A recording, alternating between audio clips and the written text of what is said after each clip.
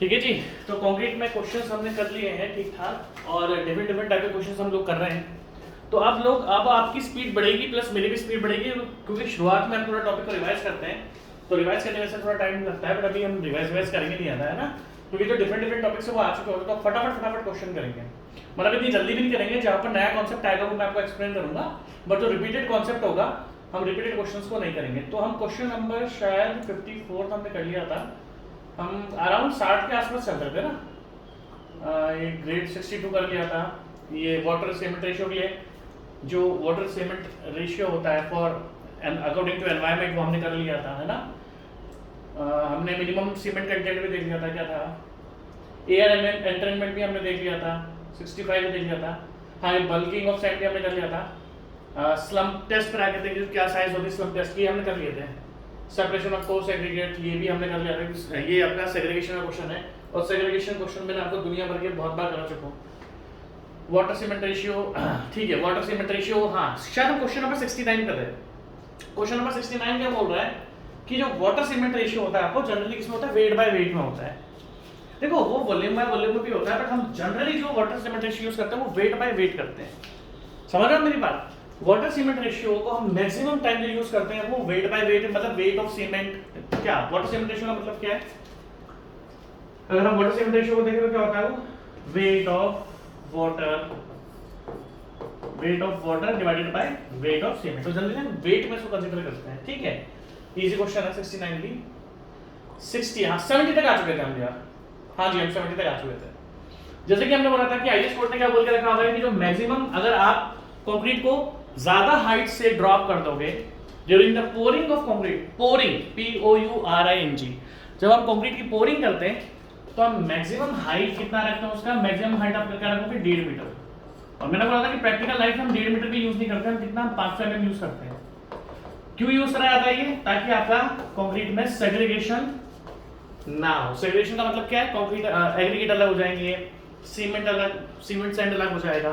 तो एग्रीगेट भी यूनिफॉर्मली उसमें मिक्स होने चाहिए, यूनिफॉर्मली उसमें मिक्सचर के अंदर यूनिफॉर्मली डिस्ट्रीब्यूटेड होने चाहिए एग्रीगेट्स भी। तो ये तभी पॉसिबल है कि आप उसको एक पर्टिकुलर हाइट से गिराओगे, और वो कभी भी हाइट 1.5 मीटर से ज्यादा नहीं होनी चाहिए, बट प्रैक्टिकल लाइफ में हम उसको 500 mm तक यूज करते हैं, ठीक है। नेक्स्ट, अब अगर हम आगे की बात डिस्कस करें तो ये 1 2 4 का क्वेश्चन है वही है। हमने क्या करा था, हमने वॉल्यूम कैलकुलेट करे थे कि अगर हमें 1 क्यूबिक मीटर का चाहिए, हमने क्या कैलकुलेट करा था, हमने वॉल्यूम कैलकुलेट करा था कि for batching 1 to 4 concrete by mix by volume the index required per bag of cement are. Same वही चीज है, सेम टू सेम वही चीज है, ठीक है। बस इसमें डिफरेंस क्या है, आपको लीटर्स में ना निकाल के, सॉरी हमने उसमें जो आंसर फाइंड करा था वो लीटर्स में, क्यूबिक मीटर में फाइंड करा था, और यहाँ पे लीटर्स। तो देखो इस टाइप का क्वेश्चन बार बार आपके सामने आ रहा है, बट इस टाइप का क्वेश्चन हम लोग कर चुके हैं, तो इस क्वेश्चन को हम बार बार नहीं करेंगे, ठीक है। क्योंकि इसके इस टाइप के मैंने 2 क्वेश्चन आपको करा दिए हैं, ये आपको प्रैक्टिस के लिए दिया हुआ है, आप खुद प्रैक्टिस कर लो, मैं इसकी प्रैक्टिस नहीं कराऊंगा, ठीक है। बल्किंग इज, अगर हम बल्किंग की बात करें, बल्किंग क्या होता है, तो बल्किंग को मैं आपको बार बता चुका हूं कि सैंड का वॉल्यूम बढ़ जाता है। बल्किंग की क्वेश्चन भी रिपीटेड क्वेश्चन इसलिए आती है क्योंकि इनकी लैंग्वेज थोड़ी बहुत चेंज होती है, बट आंसर वही रहता है, कॉन्सेप्ट वही रहता है। तो आपकी प्रैक्टिस के लिए डाले हुए हैं, बट मैं बार बार एक चीज को रिपीट नहीं कर पाऊंगा, क्योंकि बल्किंग ऑफ सैंड हम बार बार कर चुके हैं। तो क्वेश्चन नंबर 72 आपका बल्किंग ऑफ सैंड है, हाँ ठीक है। बल्किंग ऑफ सैंड आपको पता है यार, मॉइस्चर की लेयर जम जाती है। तो मैंने क्या बोला, हम आगे बढ़ रहे हैं तो स्पीडली बढ़ेंगे, क्योंकि क्वेश्चंस कर चुका हूं यार, बार बार नहीं कराऊंगा क्वेश्चंस को। और आपको फिर बता देता हूं, आपको ये क्वेश्चंस इसलिए मिलते हैं क्योंकि इनकी लैंग्वेज थोड़ी बहुत चेंज होती है, ताकि आपको डिफरेंट टाइप के क्वेश्चंस भी मिल जाए, बट सबका आंसर एक ही होता है कि बल्किंग होती क्या है। द कंक्रीट क्यूब्स, हाँ जी ये मैंने आपको बताया था कि कभी भी हम जब कंक्रीट यूज करते हैं साइट पे, तो उसके बाद हम लोग क्या करेंगे, कंक्रीट को यूज करने के बाद हम उसका हमेशा क्यूब टेस्ट करते हैं, ताकि उसके हमें स्ट्रेंथ पता मिल जाए। अब अगर मैं आपसे बात करूं, क्यूब टेस्ट जनरली किसके अंदर होता है, 150 mm का क्यूब हम यूज करते हैं। जो भी कंक्रीट की ग्रेड मैंने साइट पर यूज करी, उसका मैं कंक्रीट को क्यूब लूंगा, और मैंने आपको सैंपल से बता दिया कितने सैंपल्स लेने पड़ते हैं, वो हम सब डिस्कस कर चुके हैं। बट अब इसने पूछा है the concrete cubes are prepared, curing भी होती है, उनको डुबो के रखना पड़ता है क्यूब्स को। आपको सोचते हो कि आप साइड से जो क्यूब लेके चल जाते हो, तो भाई साहब उनकी क्यूरिंग भी करनी पड़ती है। जो हम क्यूब्स को टेस्टिंग करते हैं ना, उन क्यूब्स की टेस्टिंग होती है और उनकी क्यूरिंग होती है, उनको भी डुबो कर रखा जाता है, ऐसा नहीं है। और हाँ, जब टेस्ट हम करते हैं तो उनको फिर ड्राई करा जाता है, मतलब उनको बिल्कुल सुखाया जाता है। हमेशा याद रखना, जब आप सैंपल से कंक्रीट क्यूब्स लेकर जाओगे उसकी क्योरिंग करते हैं, उसको टैंक में डुबो के रख देते हैं, बट जब हम टेस्ट परफॉर्म करते हैं वो हमेशा सैंपल आपके ड्राई होने चाहिए, उन पर कभी भी ऐसा नहीं पानी से जस्ट निकाल के आप सैंपल कर लोगे, नहीं, वो सैंपल ड्राई होने चाहिए आपके।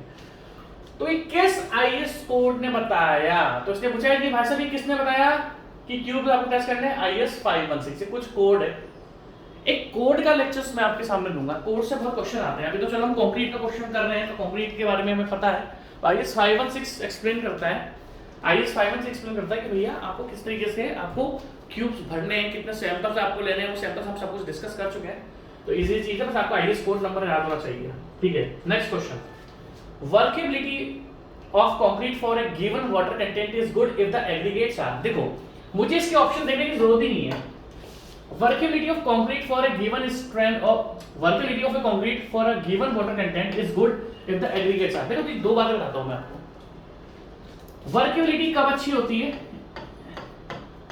एक तो आप वाटर सीमेंट रेशियो इंक्रीज कर दो, अगर आप वाटर सीमेंट रेशियो इंक्रीज करोगे तो वर्केबिलिटी इंक्रीज होती है। दूसरा, अगर मैं एयर एंट्रेनिंग एजेंट्स डालूं तो भी वर्केबिलिटी इंक्रीज हो जाती है। एयर एंट्रेनिंग एजेंट्स मैंने आपको बता रखे क्या होते हैं, मैंने आपको सीमेंट में भी डिस्कस करा था एयर एंट्रेनिंग एजेंट्स क्या होते हैं। और अगर मैं राउंडेड एग्रीगेट यूज कर लूं, राउंडेड एग्रीगेट, क्योंकि राउंडेड एग्रीगेट में क्या होता है, फ्रिक्शन ज्यादा डेवलप नहीं होता है, तो याद रखना राउंडेड एग्रीगेट में वर्केबिलिटी ज्यादा मिलती है, बट डिफरेंस क्या है कि जो स्ट्रेंथ होती है वो एंगुलर एग्रीगेट में मिलती है। इसलिए आप एंगुलर एग्रीगेट ऐसे तिकोने से, ये एंगुलर, राउंडेड होते हैं ऐसे। तो राउंडेड एग्रीगेट में क्या होगा, वर्केबिलिटी तो आपको ये जैसे राउंडेड एग्रीगेट है, ये क्या है, ये आपके एंगुलर एग्रीगेट है। तो राउंडेड एग्रीगेट में वर्केबिलिटी ज्यादा मिलती है, बट उसमें स्ट्रेंथ कम मिलती है। और आप जो भी कंक्रीट देखोगे आप उसमें एंगुलर एग्रीगेट देखोगे, क्योंकि एंगुलर एग्रीगेट जब यूज करते हैं तो उसकी स्ट्रेंथ ज्यादा होती है बट वर्केबिलिटी कम होती है। बट हमें फाइनली मतलब हमें स्ट्रेंथ से मतलब है, वर्केबिलिटी तो मैं वाटर सीमेंट रेशियो को बढ़ा दूंगा या फिर मैं एयर एंट्रेनिंग एजेंट्स डाल दूंगा, तो इन दोनों से मान लो एकेस कंक्रीट में हमने एंगुलर एग्रीगेट यूज करे हुए हैं, तो एंगुलर एग्रीगेट को यूज करके स्ट्रेंथ ज्यादा मिल गई। हमारा मेन टॉपिक क्या होता है कि स्ट्रेंथ को आपको ज्यादा लेकर आना है, तो स्ट्रेंथ तो ज्यादा मिल गई। इनकेस अगर वर्केबिलिटी कम हो रही है, वाटर सीमेंट रेशियो थोड़ा इंक्रीज कर दो। उसके बाद अगर वाटर सीमेंट रेशियो को आप इंक्रीज नहीं करना चाहते तो आप उसमें एयर एंट्रेनिंग एजेंट्स डाल दो, जिससे वर्केबिलिटी इंप्रूव हो जाती है। तो इसने क्वेश्चन में ये पूछा है, for workability of concrete for given water content if is good if the aggregates are, no doubt अगर राउंडेड एग्रीगेट्स होंगे तो वर्केबिलिटी सबसे ज्यादा मिलती है, क्योंकि उसमें फ्रिक्शन डेवलप नहीं होता। वहीं पर एंगुलर एग्रीगेट्स में बहुत ज्यादा फ्रिक्शन होता है। और वर्केबिलिटी क्या है, इजी टू मिक्स, अच्छे से मिक्स हो जाए, अच्छे से ट्रांसपोर्ट हो जाए, अच्छे से उसकी प्लेसिंग हो जाए, मतलब उसकी पोरिंग हो जाए, अच्छे से उसकी फिनिशिंग हो जाए। तो इन सारी चीजों में तभी पॉसिबल है वो राउंडेड एग्रीगेट आएंगे। बट एंगुलर एग्रीगेट आते हैं तो उससे फ्रिक्शन डेवलप ज्यादा हो जाता है, तो इस कारण उसकी वर्केबिलिटी कम हो जाती है, ठीक है। Generally the strength of concrete is considered negligible very low, simple सी बात है कि हम जानते हैं कि जो कंक्रीट की स्ट्रेंथ कंप्रेशन में होती है वो बहुत ज्यादा होती है, बट कंक्रीट की टेंशन में स्ट्रेंथ अप्रॉक्स 10% ही होती है, मतलब बहुत कम होती है, और इसलिए हमें उसमें स्टील रीइंफोर्समेंट यूज करना पड़ता है। भाई होता क्या है, कंक्रीट की जो कंप्रेसिव स्ट्रेंथ, कंक्रीट की कंप्रेसिव स्ट्रेंथ बहुत ज्यादा होती है in comparison to tensile strength. जो इसकी टेंसाइल स्ट्रेंथ होती है वो बहुत कम होती है, अप्रॉक्स 10% होती है। मान लो M20 ग्रेड है, कोई M20 ग्रेड है तो 20 न्यूटन पर एमएम स्क्वायर इसकी कंप्रेसिव स्ट्रेंथ होगी। अब इसका 1/10 कर दो, 20 का 1/10 कितना होता है, 2 न्यूटन पर एमएम स्क्वायर, तो 2 न्यूटन पर एमएम स्क्वायर इसकी टेंसाइल स्ट्रेंथ होगी है। तो generally the strength of concrete is considered negligible और वेरी लो इन टेंशन। बच्चों वाला क्वेश्चन था, ठीक है। नेक्स्ट क्वेश्चन बहुत अच्छा क्वेश्चन है, बार-बार आता है। क्वेश्चन नंबर 76 देखो, बार-बार ये क्वेश्चन आया और आपको ध्यान से देखना है, ठीक है। होता क्या है, दो चीजें होती हैं। हम अपने घर में छोटा सा काम कर रहे हैं, देखो अगर मैं बोलूं हम जो साइट पर काम कराते हैं उसमें अच्छे से मिक्सिंग्स होती है, बड़े बड़े से प्लांट्स, बेचिंग प्लांट्स लगाए हुए होते हैं। आज तक जो मैंने कंक्रीट यूज करा है साइट पर वो हमेशा बेचिंग प्लांट का कंक्रीट करा है, बीपी बेचिंग प्लांट का कंक्रीट मैंने यूज करा है, बिकॉज़ उसमें अच्छे से वाटर कंटेंट भी एक्यूरेट मिला होगा, उसमें सीमेंट भी एक्यूरेट ना, उसमें सब मेजरमेंट करके नापा जाता है, उसमें जो मिक्सिंग होती है वो भी अच्छे से करी हुई होगी। बट क्या होता है कभी कभार आप देखना, जो हम घर बनाते हैं ना हमारे घर पर, आजकल तो वो आ चुका है कि जो मिक्सर होता है उसमें डीजल भरो और वो चल जाता है। पहले क्या करते थे, या अभी भी ऐसा होता है कि कभी कभी हम जो कंक्रीट होता है उसे ऐसे घोल बना देते हैं। मतलब कहने का मतलब क्या है, उसको मशीन से मिक्स नहीं करते हैं, मशीन से मिक्स नहीं करते हैं। एक्चुअली कंक्रीट को हमेशा मशीन से मिक्स करना चाहिए ताकि सीमेंट, सैंड और एग्रीगेट को अच्छे से कवर कर ले। सैंड और एग्रीगेट, हमेशा कंक्रीट को मशीन से मिक्स करना चाहिए, जो मशीन आती है उसको मिक्सिंग करने की, ताकि जो सीमेंट है वो सैंड और एग्रीगेट को अच्छे से कवर कर ले, और कवर करने से क्या होगा, एक अच्छा बॉन्ड बनेगा सबके बीच में। बट क्या होता है जब हम हैंड मिक्सिंग करते हैं, जब हम लोग हैंड मिक्सिंग करते हैं तो हैंड मिक्सिंग में जो सीमेंट पार्टिकल्स होते हैं वो आपके अच्छी तरीके से डिस्ट्रीब्यूट या कवर नहीं हो पाते on sand and aggregate, on sand and aggregate. इस कारण हमें क्या करना पड़ता है, मान लो आप मशीन मिक्सिंग की जगह आप लोग हैंड मिक्सिंग कर रहे हो, मशीन मिक्सिंग की जगह अगर आप लोग हैंड मिक्सिंग कर रहे हो तो हैंड मिक्सिंग में हमें एक्स्ट्रा, जैसे मान लो हमें 1 क्यूबिक मीटर कंक्रीट बनाना है, इस 1 क्यूबिक मीटर में वही हमें M20 बनाना है, ध्यान से देखना, M20 कंक्रीट बनाना है। तो अगर मैं आपसे बात करूं सीमेंट की, तो सीमेंट क्या आता था, अगर 1 क्यूबिक, तो सीमेंट का कुछ 0.22 क्यूबिक मीटर जाता था, 0.22 क्यूबिक मीटर आता था ही नहीं आता था, बोलो यहां से आता था। जब मैं 1:2:4 का मतलब M15 का एक 1 क्यूबिक मीटर का सैंपल बना रहा था, तो वहां पर सीमेंट हमारा अप्रोक्स कितना था, 0.22 क्यूबिक मीटर, और आपका सैंड कितना था, 0.44, और अगर हम कोर्स एग्रीगेट की बात करें तो 0.88 या 0.89, इतना तो मुझे याद है। तो 1 क्यूबिक मीटर का हमने M15 ग्रेड ऑफ कंक्रीट बनाया था 1 2 4, और उसमें सीमेंट ये निकल कर आया था। अब अगर आप मान लो ये same M20 grade concrete cement आपका 0.22 है, बट इन केस अगर आप हैंड मिक्सिंग कर रहे हो ना, तो इस 0.22 का एक्स्ट्रा 10% आपको ऐड करना पड़ेगा, एक्स्ट्रा 10%। क्यों? क्योंकि भाई साहब हैंड मिक्सिंग में सीमेंट अच्छे से कवर, सीमेंट जो होता है वो सैंड को और एग्रीगेट को ढंग से कवर नहीं करता, इस कारण उसमें एक्स्ट्रा सीमेंट डाल दिया जाता है ताकि जो बच गया पोर्शन वो भी कवर हो जाए, क्योंकि सीमेंट को आप बढ़ा दोगे तो जो कहीं पर बचा हुआ पोर्शन होगा वो अच्छे से कवर हो जाएगा।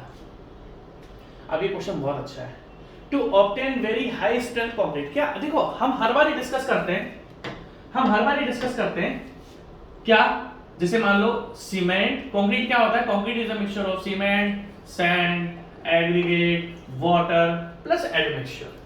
अगर हम बोले कि भाई कंक्रीट क्या है, तो सीमेंट का, सैंड का, एग्रीगेट का प्लस वाटर का प्लस एडमिक्सचर, इन सबका मिक्सचर है, एडमिक्सचर्स, इन सबका मिक्सचर होता है concrete, cement, sand, aggregate, water and admixtures.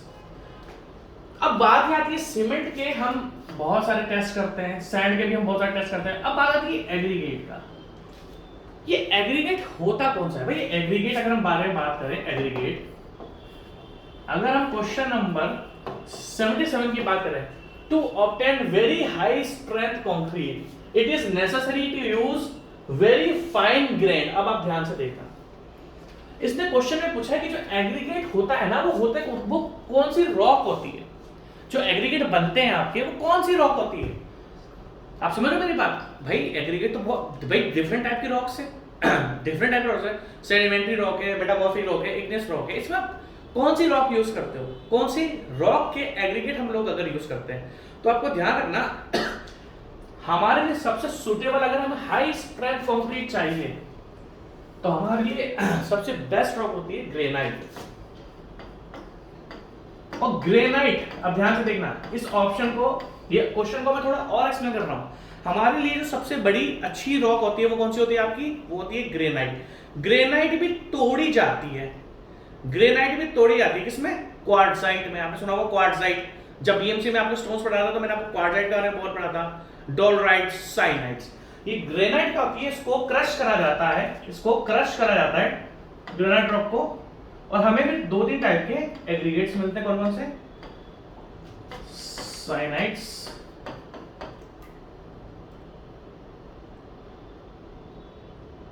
ये स्पेलिंग गलत होगी, साइनाइट्स, डोलराइट्स एंड क्वार्टजाइट। हम इसको क्रश करते हैं कि हमें 3 रॉक कौन से, दैट मींस जो हमारे एग्रीगेट्स होते हैं वो डोलराइट होते हैं, वो क्वार्टजाइट होता है, या फिर वो साइनाइट्स होता है। तो याद रखना, to obtain very high strength concrete it is necessary to use very fine grained. Granite को हम फाइन ग्रेन करते हैं, और जब फाइन ग्रेन करते हो किस में कन्वर्ट होता है? साइनाइट्स में, डोलराइट्स में, क्वार्टजाइट में। बीएमसी के स्टोन्स में मैं इन सब के बारे में आपको बहुत अच्छी तरीके से समझा चुका हूं, तो ये बच्चों वाले क्वेश्चन अब हम डिस्कस ना करें तो अच्छा है, क्योंकि हम कर चुके हैं डिस्कस, ठीक है। अब क्वेश्चन नंबर 78 को बार-बार रिपीट हो रहा है कि अगर 6.6 सेंटीमीटर से, मैंने आपको सेंटीमीटर्स के अकॉर्डिंग सारे के सारे आंसर बता दिए कि क्या-क्या इसके आंसर्स हैं, तो इस जैसे क्वेश्चन को बार-बार हम ना करें तो ज्यादा अच्छा है। कैल्शियम क्लोराइड इज एट देखो क्या बोला मैंने आपको, एक तो जिप्सम और एक आपको कैल्शियम क्लोराइड, ये दो नाम आपको याद रखने पड़ेंगे, क्योंकि कैल्शियम क्लोराइड क्या होता है आपका, कैल्शियम क्लोराइड होता है हमारा एक्सेलरेटर और जिप्सम होता है हमारा रिटार्डर। तो इसने ये पूछा है कि calcium chloride added in concrete act as a, calcium chloride क्या होता है, इनिशियल सेटिंग टाइम को घटाता है और रिटार्डर होता है। अभी क्वेश्चन नंबर 80 बहुत अच्छा क्वेश्चन है। क्वेश्चन नंबर 80 अगर आप ध्यान से देखोगे, क्वेश्चन नंबर 80 को बहुत ज्यादा ध्यान से देखना, क्योंकि ये जनरली मिलता नहीं है, ये मिलता नहीं है बुक्स के अंदर, ध्यान से देखना। अगर मैं समय की बात आपसे करूं, समय के साथ अगर हम लोग डिस्कस करते हैं कि देखो क्वेश्चन को पहले पढ़ो ध्यान से, the increase in the strength of concrete with time, time के साथ कंक्रीट की स्ट्रेंथ बढ़ती है, टाइम के साथ कंक्रीट की स्ट्रेंथ बढ़ती है। और मैं पूछूं जनरली कितनी बढ़ती है, तो सर 1 साल तक तो बढ़ती है सर 1 साल तक तो बढ़ती है, हो सकता है उसके बाद कांस्टेंट हो चल जाए, बट 1 साल तो स्ट्रेंथ हमारी बढ़ती है। अब ध्यान से आप देखना, आपको बहुत ज्यादा ध्यान से देखना पड़ेगा, ठीक है। मैं आपके सामने ग्राफ बनाता हूं।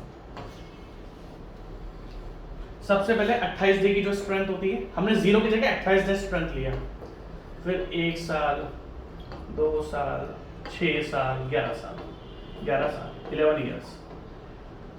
समय के साथ कंक्रीट की स्ट्रेंथ बढ़ती है, वो कब बढ़ती है भाई, ये सिचुएशंस पे भी तो ध्यान देना पड़ेगा। अब देखो, आप ध्यान से देखना, आपको बहुत ज्यादा अच्छा मजा आएगा।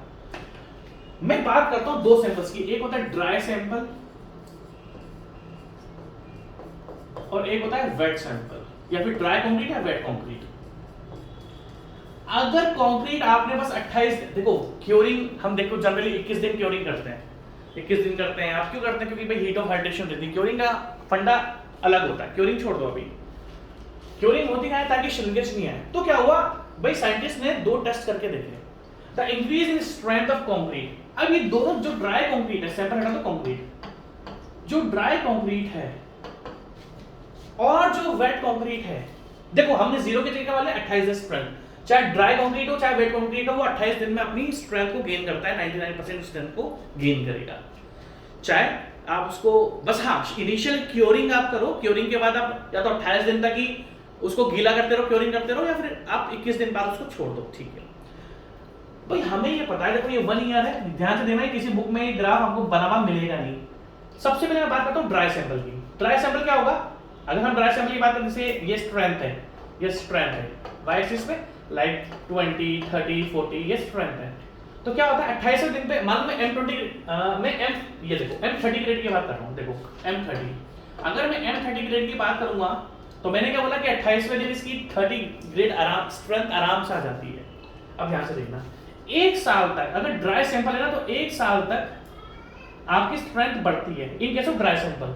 बट जैसे ही 1 साल हो जाता है, अगर मान लो आपने बिल्कुल ही कंक्रीट को सूखा रखा, उसको गीला नहीं करा, 1 साल बाद वो स्ट्रेंथ हो जाती है constant. This is for dry sample, dry concrete. ये देखो बुक्स में लिखा हुआ नहीं मिलता, मैं आपको समझा रहा हूं, इसको समझ लो।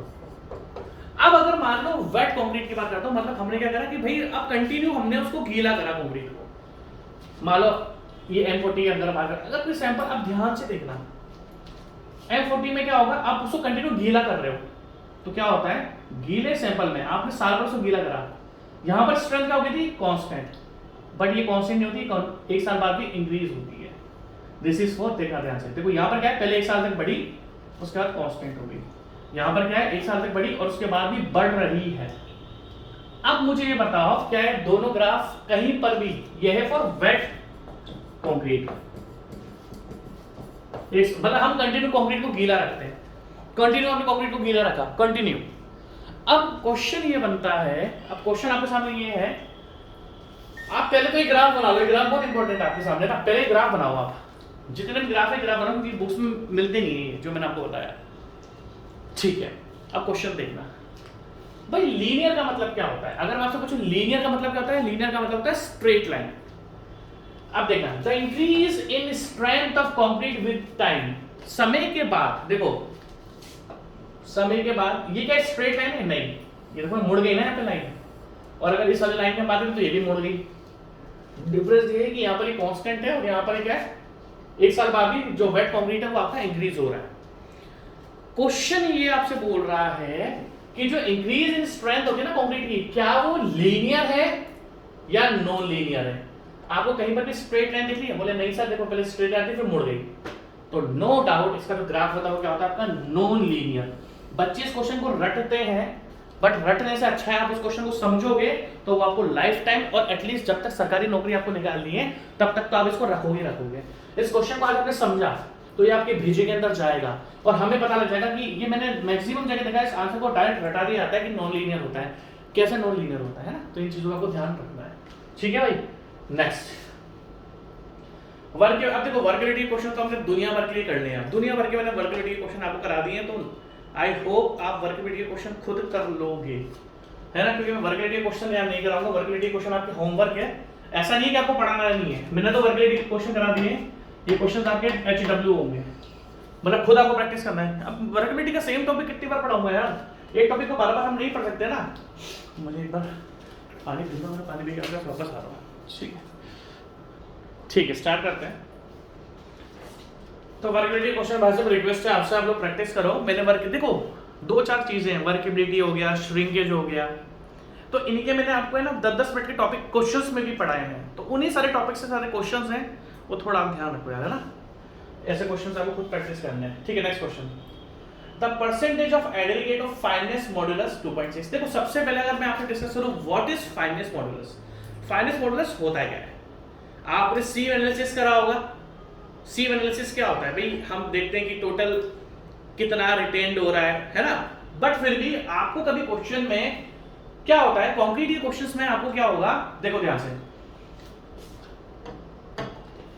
The percentage of the aggregate of finance modulus. इन्होंने फाइनेंस मॉड्यूलस किसका दे दिया, फाइनेंस मॉड्यूलस आपको अच्छी तरीके से पता होगा क्या होता है, ठीक है 2.6 किसका दिया, एग्रीगेट का, to be combined with coarse aggregate of 5। देखो द परसेंटेज ऑफ एग्रीगेट, ये कौन सा एग्रीगेट है, ये फाइन एग्रीगेट है। आपने सैंड को कंबाइंड विद, या फिर ठीक है combined with coarse aggregate of finance modulus 6.8 for obtaining the aggregate of finance modulus 5.4 is. अब ध्यान से देखना, बहुत ही अच्छा टॉपिक है ये, ठीक है, हमें ध्यान से देखना, आपको बहुत मजा आएगा। मैं आपको एक फॉर्मूला बता रहा हूं, उस फॉर्मूले को आप याद कर लोगे ना तो आपको कॉन्क्रीट के क्वेश्चंस बहुत कंफ्यूजन वाले होते हैं, ये क्वेश्चंस आपके एक बार में बन जाएंगे। क्या, एक फंडा बताऊंगा मैं आपको फाइनेंस मॉड्यूलस का, और उस फंडे से सारे के सारे आपके क्वेश्चंस क्लियर हो जाएंगे। देखो ध्यान से देखना, fineness modulus is equal to coarse COARSE minus combine upon में कंबाइन माइनस फाइन। ये एक फॉर्मूला है कॉन्क्रीट क्वेश्चंस में। जब भी आपको फाइनेंस मॉड्यूलस, या फाइनेंस मॉड्यूलस हमने करा था, सी एनालिसिस आपने पढ़ा होता है कि आपको फाइनेंस मॉड्यूलस होता क्या है भाई, जो भी हमारा क्या होता है, जो हमारा क्यूमुलेटिव होता है, क्या होता है, sum of cumulative percentage retained divided by 100। यार ये चीजें आपने पढ़ी हुई है, देखो फाइनेंस मॉड्यूलस एक्सप्लेन करने बैठूंगा तो बहुत दुनिया में मतलब बहुत टाइम वेस्ट हो जाएगा। ठीक है, अब आप ध्यान से देखना, ये एक फॉर्मूला मैंने आपके सामने लिखा है, course minus combine, combine minus fine. अब ध्यान से देखना, सबसे पहली बात कोर्स क्या है, देखो combined with coarse aggregate of finance modulus 6.8। देखो कोर्स का कितना फाइनेंस मॉड्यूलस 6.8 माइनस कंबाइन कितना आया था आपके पास, देखो for obtaining the aggregate of finance, इन दोनों को मिलाने के बाद कंबाइन कितना आया आपके पास 5.4 कंबाइन, उसके बाद अपॉन में कंबाइन 5.4 और फाइन जो एग्रीगेट है उसका कितना है 2.6। यहां से आप इस तरीके से फाइन, ये फॉर्मूला इनटू 100 कर दो, आपको फाइनेंस मॉड्यूलस मिल जाएगा। बहुत इजी सा क्वेश्चन है, कर लेते हैं इसको। 6.8 रट लो इस क्वेश्चन को, फॉर्मूले को, फॉर्मूला तो आपको रटना पड़ेगा, माइनस 5.4 ये हो गया 1.4 अपॉन में 5.4 माइनस 2.6 अपॉन 2.8 अप्रोक्स 50%। 1.4 को 2.8 से डिवाइड करोगे तो कितना आएगा 50 आएगा ना, ठीक है। तो ये देखो 0.5 आ रहा है दोनों का, और 0.5 इंटू 100 आप कर दो 50%। तो कंक्रीट के क्वेश्चन में कभी भी क्या होगा, वो आपको फाइन एग्रीगेट देगा और पूरा फिर बोलेगा कि पूरे सैंपल का फाइनेंस मॉडुलस कितना है ना। तो ये चीजें आपको स्पेशली ध्यान रखनी है। इजी सा क्वेश्चन है, ज्यादा डिफरेंस ज्यादा डिफिकल्ट क्वेश्चन नहीं है। आप चाहो तो लिख लो इसको, ये फॉर्मूला आपके काम आएगा। एक स्टैंडर्ड से फॉर्मूला मैंने आपको बता दिया किस तरीके से इस फॉर्मूला को यूज करेंगे। और मुझे ऐसा लग रहा है कि जब हम लंचेस पढ़ रहे थे तो ये फॉर्मूला हमने यूज नहीं करा, ठीक है। नेक्स्ट एडमिक्सचर विच, अच्छा बच्चा पूछता है कि सर आज की तारीख में स्टूडेंट मुझसे पूछता है कि सर आपने अपनी मेहनत करके जितने भी सब्जेक्ट पढ़ा है, बोले हाँ सर हर सब्जेक्ट की 1-2 यूनिट तो छूटी हुई है और उस 1-2 यूनिट के चक्कर में आप मुझे बदनाम भी कर देते हो कि सर आपने ना कंप्लीट नहीं करा सिलेबस। यार सब करा दिया, हर एक सब्जेक्ट में 70-80 लेक्चर्स दिए, तो उसमें थोड़ा बहुत रियायत मुझे दिया करो, जो 1-2 यूनिट छूटी हुई है वो भी मैं करवाऊंगा। बच्चे ने बोला कि सर आपने स्टेज 1 पूरा कॉन्सेप्ट से पढ़ाया मेहनत करके, आपने स्टेज 2 भी पढ़ाया मेहनत करके, अब सर मेरे पास समय, मेरा 4-5 महीने बाद एग्जाम है, तो सर मैं स्टेज 2 पढ़ूं या स्टेज 1? देखो जी मैं आपको बताता हूँ हुआ क्या था। जब मैंने स्टेज 2 चालू करा था उसका हमने टाइम ड्यूरेशन भी बहुत कम रखा हुआ था कि इसको 5-6 महीने में कंप्लीट कर देंगे, क्योंकि हमने सोचा था यार फटाफट क्वेश्चंस करवा के आपको फ्री कर देंगे। अब कहानी हो गई उल्टी। स्टेज 2 में आपको मैक्सिमम सब्जेक्ट हमें पहले एक्सप्लेन करने पड़ेंगे। बच्चे बोलते हैं सर आपने तो 5-6 महीने का टाइम दिया था, अभी तक आपने स्टेज 2 कंप्लीट नहीं कराया, क्योंकि इसकी कहानी हो गई उल्टी। उल्टी क्या मतलब रिवर्स हो गई। रिवर्स का मतलब क्या, यार हमने सोचा था यार बच्चों को क्वेश्चंस करा देंगे, अपना फटाफट बच्चा पढ़ लेगा क्वेश्चंस और टाइम हमें ज्यादा लगेगा नहीं। बट आज की तारीख में हो क्या रहा है, स्टेज 2 के क्वेश्चन से पहले मुझे आपको पहले टॉपिक डिस्कस करना पड़ते हैं। जो लाइक मान लो सर्वे, स्टेज 1 में सर्वे मैंने आपको नहीं पढ़ाया था, तो मैंने पूरा सर्वे पहले आपको थ्योरेटिकल पढ़ाया। अब अगर मैं बात करूं आपसे ट्रांसपोर्टेशन की, तो ट्रांसपोर्टेशन मैंने पूरा थ्योरेटिकल पढ़ाया। इरिगेशन की बात करूं तो इरिगेशन मैंने आपको पूरा पढ़ाया। तो प्रॉब्लम क्या हो रही है भाई साहब, प्रॉब्लम क्या हो रही है कि जो टॉपिक मैंने पिछले नहीं पढ़ाए थे तो उसको मुझे पढ़ाना पड़ा था और वो हमें एडिशनल टाइम लग गया।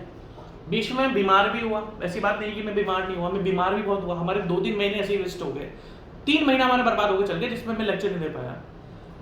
और जो एडिशनल टाइम लग रहा है यार, पहले थ्योरी डिस्कस यार, आज की तारीख में अब देखो, अब हमारे पास सेफ है। क्यों? आरसीसी, मुझे आरसीसी डिस्कस करने की जरूरत नहीं है। आरसीसी स्टील मुझे डिस्कस करने की जरूरत नहीं है, क्योंकि वो मैंने स्टेज 1 में भी पढ़ा है। तो उनके कॉन्सेप्ट और ये क्वेश्चंस आपके काम कर जाएंगे। बट मैंने पहले कौन सा सब्जेक्ट लिए, सर्वे लिया, एनवायरमेंट लिया, जो मैंने स्टेज 1 में नहीं पढ़ाया था। तो ये टाइम आप बोलोगे सर आप बोलोगे सर टाइम ज्यादा लग रहा है, इसलिए लगता है भाई साहब क्योंकि कभी प्लानिंग नहीं थी कि पहले कॉन्सेप्ट पढ़ेंगे, और ऐसी भी प्लानिंग नहीं थी कि इन कॉन्सेप्ट को पढ़ाने में इतना टाइम लग जाएगा। 5-5 घंटे 6-6 घंटे तो यार क्वेश्चन से पहले कॉन्सेप्ट पढ़ाने में लग जाता है। तो कहने का मतलब ये है कि आज बच्चा पूछता है कि सर स्टेज आप पढ़ू कैसे? भाई साहब सिंपल सी बात है, जो सब्जेक्ट मैंने स्टेज 2 में कवर कराए हैं आप उनको स्टेज 2 से पढ़ो, और जो सब्जेक्ट लाइक आरसीसी स्टील, अब स्टील चलेगा, इसके बाद स्टील ही चलने वाला है, इसके बाद स्टील ही चलेगा, इसके बाद का इसके साथ भी चल जाएगा। और जो मैंने स्टेज 2 में नहीं पढ़ा है वो आप स्टेज 1 में पढ़ो। सिंपल से लाइक सॉम आप स्टेज 1 से ही पढ़ोगे तो आपका काम चल जाएगा। और स्टेज 2 में कराऊंगा, कभी ये मत सोचना कि मैं स्टेज 2 में सॉम नहीं कराऊंगा, मैं A to Z, और जब सारे सब्जेक्ट खत्म हो जाएंगे फिर मैं एस्टिमेशन भी कराऊंगा। टेंशन क्यों लेते हो यार, सब कराऊंगा, टेंशन ना लो, ठीक है। एडमिक्सचर्स विच कॉसेस, वही एक्सेलेरेटर का क्वेश्चन है। टू प्रिवेंट सल्फेट, देखो सिंपल सी बात है, अगर हम ये बात डिस्कस करें सल्फेट अटैक को भूल जाओ। जो हम पानी ऐड करते हैं किस में, कंक्रीट मैन्युफैक्चरिंग के लिए, उसका जो पीएच होता है जनरली क्या होता है 6 से 9। To prevent sulphate attack in concrete for preparing concrete mix water pH must be with pH, जो होती है वाटर की क्या होती है 6 से 9 पीएच रखो हमेशा, परफेक्ट पीएच होती है फॉर द कंक्रीट। पीएच मत पूछना पीएच क्या होता है यार, तुम सरकारी की तैयारी कर रहे हो, पीएच भी पूछोगे तो कैसे काम चलेगा। For a given aggregate ratio increases in the water cement ratio, अगर आपने वाटर सीमेंट रेशियो बढ़ा दिया तो सिंपल सी बात है, जितना ज्यादा पानी आप डालोगे उतनी ज्यादा वर्केबिलिटी मिलेगी, उतनी ज्यादा स्ट्रेंथ कम मिलती है। सिंपल सा फंडा है, वही सेम वर्केबिलिटी का क्वेश्चन है। जितना ज्यादा पानी ऐड करोगे उतनी ज्यादा आपको वर्केबिलिटी मिलेगी, बट उतनी कम स्ट्रेंथ मिलेगी, क्योंकि उसमें श्रिंकेज बहुत ज्यादा हो जाता है। तो for a given aggregate ratio increasing the water cement ratio give perfect workability but less strength due to increase in shrinkage. जितना ज्यादा पानी भरोगे उतना ज्यादा कल को पानी इवोपरेट होगा और उतना ही ज्यादा फिर श्रिंकेज होगा। ये बच्चों वाला क्वेश्चन है। सेपरेशन आप देखो वही आपका segregation, separate, same question repeat हो रहे हैं बार बार, इनको फिर मतलब नहीं बनता है। Separation of water sand from a freshly mixed concrete, देखो वाटर भी अलग हो गया, सैंड भी अलग हो गया, सीमेंट भी अलग हो गया, इसको हम सेग्रीगेशन बोलते हैं, ठीक है। हाँ, द परमानेंट डिफॉर्मेशन, अब चाहे स्टील हो चाहे कंक्रीट हो, देखो अपनी स्पीड बढ़ी ना, ऐसी शुरुआत में टाइम लगता है क्वेश्चंस कराते हुए, शुरुआत में टाइम लगता है क्वेश्चन कराते हुए, आगे आगे क्वेश्चन नहीं आता।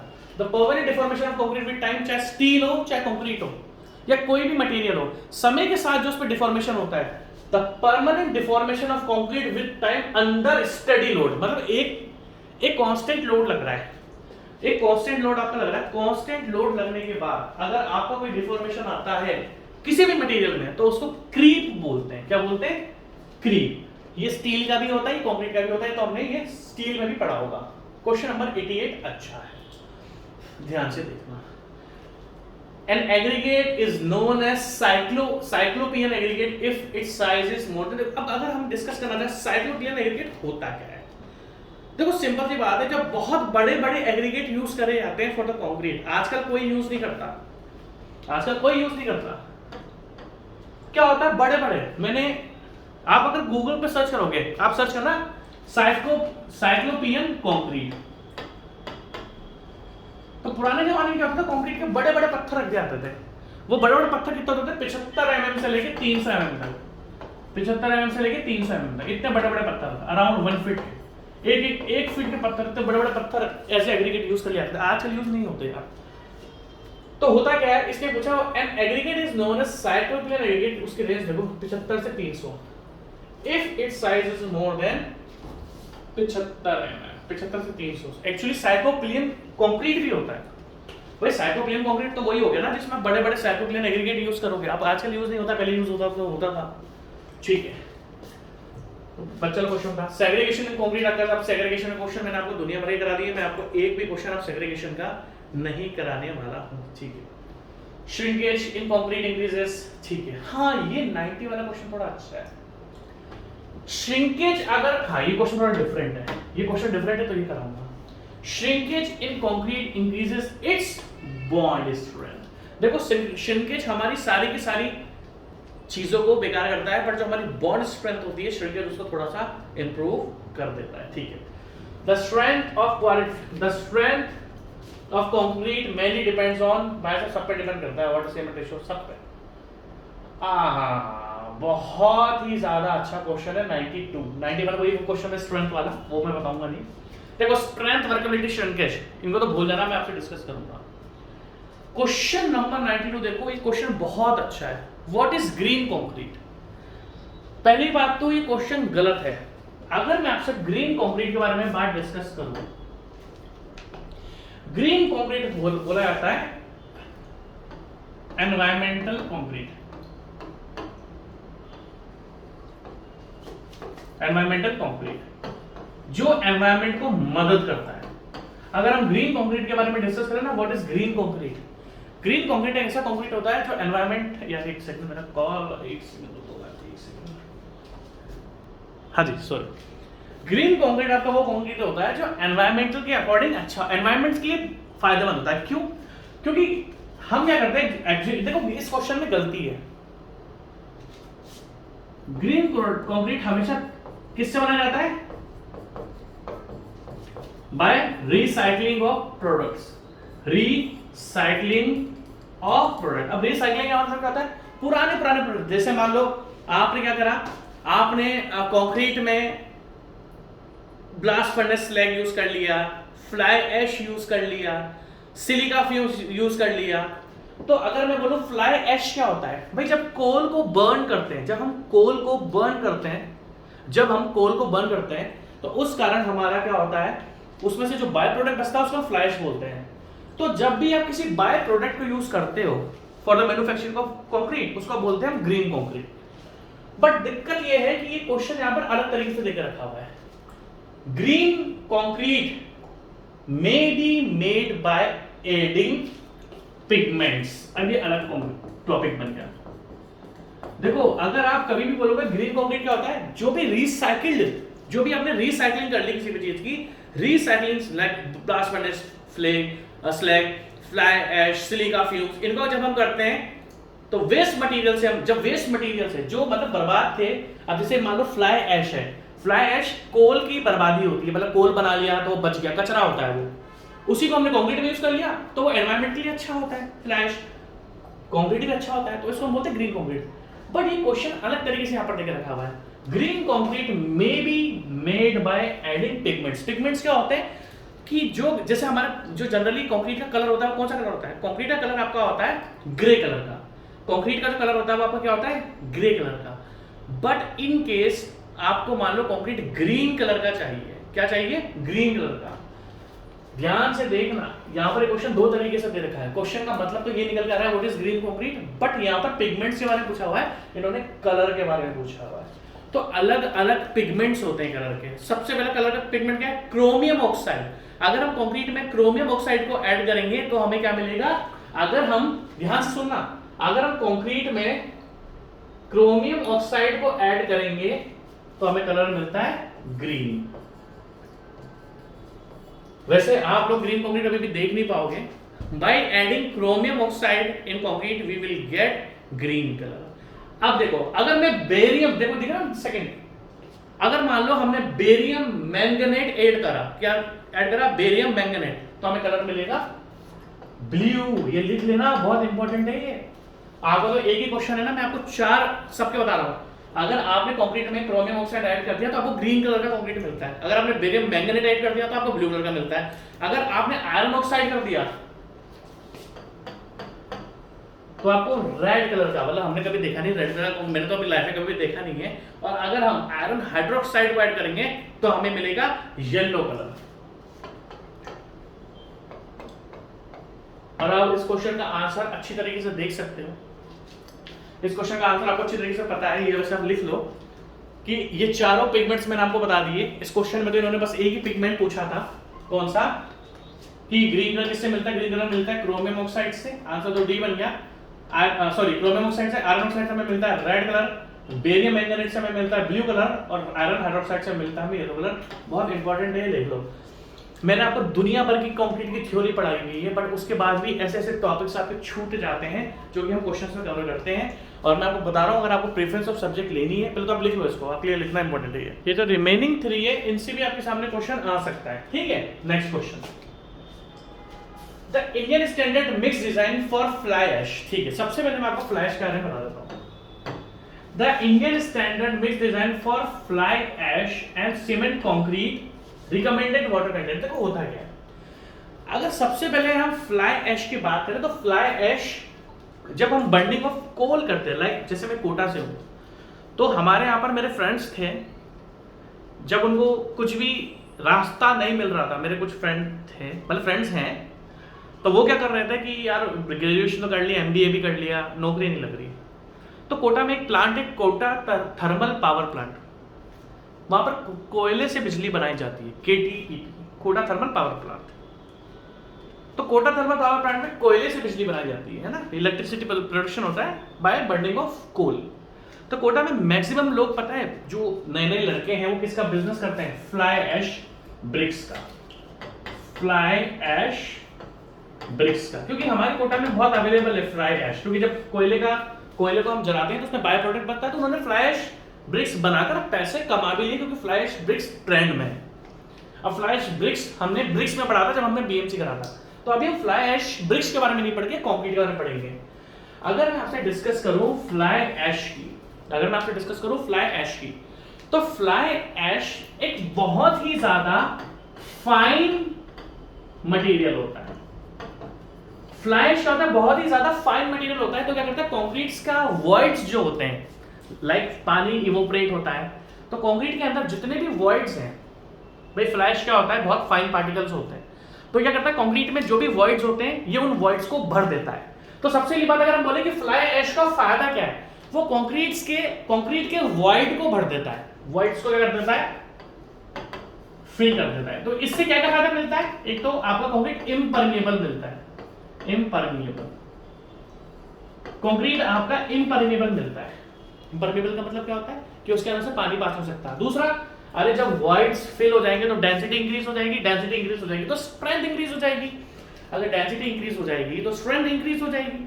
तो सबसे बड़ा फायदा क्या है, फ्लाई ऐश क्या करता है, इनपर्मिएबल होता है, मतलब कंक्रीट को इनपर्मिएबल बना देता है, ठीक है, उसकी डेंसिटी बढ़ा देगा, डेंसिटी बढ़ाएगा तो उसकी स्ट्रेंथ भी बढ़ जाएगी। दूसरा, लेस हीट ऑफ हाइड्रेशन, जब हम फ्लाई ऐश मिक्स करते हैं तो लेस हीट ऑफ हाइड्रेशन हम ऐड करते हैं, ठीक है, less heat of hydration produce होती है जिस कारण क्रैक्स भी नहीं पड़ते। और फायदा फ्लाई ऐश का, एसिड रेजिस्टेंट होता है, सल्फेट रेजिस्टेंट होता है, तो कंक्रीट में फ्लाई ऐश बहुत सारे फायदे देता है। अब फ्लाई ऐश होता है क्या, फाइन होता है जो वॉइड्स में फिल हो जाता है। जब फ्लाई ऐश वॉइड्स में फिल हो जाएगा तो वॉइड्स में तो पानी भी फिल होता है, वॉइड्स में तो पानी भी फिल होता है, तो जब वॉइड्स में फ्लाई ऐश बढ़ जाएगा, लाइक सैंड, सीमेंट, एग्रीगेट के वॉइड्स में अगर फ्लाई ऐश बढ़ जाएगा तो कहीं ना कहीं, क्योंकि जब वॉइड्स में पानी भी भर रहा है और वॉइड्स में फ्लाई ऐश भी भरता है, तो जब भी हम कंक्रीट में फ्लाई ऐश को यूज करते हैं तो उसके फायदे भी हैं। और उस फायदे का एक और फायदा क्या है, to reduce water content by 3 to 5%, क्योंकि वॉइड्स में क्या भर जाता है, फ्लाई ऐश। जब वॉइड्स में आपका फ्लाई ऐश भर जाएगा, जब वॉइड्स में आपका फ्लाई ऐश भर जाएगा तो वो पानी को रिड्यूस करेगा कि नहीं करेगा? हाँ जी सर, बिल्कुल करेगा। तो सिंपल सा फंडा इसका यही है, ठीक है। अब देखो क्वेश्चन ध्यान से, ये तो लिखने का कुछ है नहीं, ये तो मैंने आपको बता रखा है। The Indian standard mix design for fly ash and cement concrete recommended water content reduce by 3 to 5% because voids में फ्लाई ऐश भर जाता है। सिंपल सा फंडा यार ये। अगला क्वेश्चन स्लम का है जो मैं बिल्कुल नहीं बताऊंगा आपको, ठीक है। हाँ, अब देखो the leaching action in concrete. अब आज 100 तक कराए तुम क्या? चलो आज 100 तक करा देता हूँ आपको, ठीक है। The leaching action in concrete is a example for, देखो लीचिंग एक्शन, अगर मैं आपसे बारे में डिस्कस करूं, देखो 2-4 चीजें दे रखी है। लीचिंग एक्शन होता क्या है यार, ये क्वेश्चन आपको चलो करा देता हूँ, मैं सोच रहा हूँ 100 तक आपको करा दूं। कंक्रीट का डेटोरेशन, डेटोरेशन क्या होता है, कंक्रीट टूट जाता है। डेटोरेशन ऑफ कंक्रीट किस किस की वजह से होता है? जो कंक्रीट टूट जाता है, आपका आपने देखा होगा कि आप कंक्रीट बीम्स हैं, बीम्स का स्टील दिखने लग जाता है, जैसे पुरानी बीम्स होती हैं उसमें स्टील दिखने लग जाता है। यार फिर मैं पता है पढ़ा तो दूंगा, पर ऊपर से इस क्वेश्चन को हम नेक्स्ट बारी में ही करेंगे, ठीक है भाई, टेक केयर, बाय बाय।